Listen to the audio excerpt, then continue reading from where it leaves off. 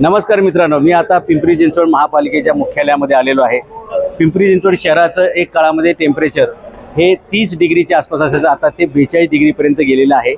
आणि प्रचंड वृक्षतोड, प्रचंड बांधकामं आणि प्रचंड निसर्गाची हानी हे सगळं केल्यामुळे इथलं टेम्परेचर आता 40, 42, कधी-कधी 45 पर्यंत जात आहे आणि पर्यावरणाचं खूप मोठं नुकसान होत चाललेलं आहे मित्रांनो। आणि असं सगळं असताना 2-2, 4-4 तास, 6-6 तास लाईट जाते, त्यामुळे नागरिकांना उकाड्याचा पण मोठा प्रश्न सहन करावा लागतोय। आणि अधिकारी मात्र मजेमध्ये एसी लावून बसलेले आहेत आणि ते सगळे एसी बेकायदेशीर आहेत बरं का।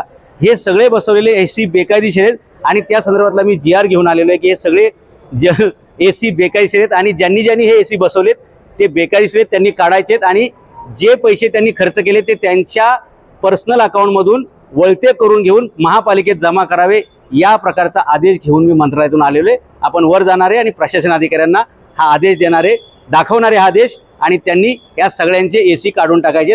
जनतेचं, रयतेचं दुःख काय असतं हे अधिकाऱ्यांना कळलं पाहिजे, म्हणून हे माझं पाऊल आहे।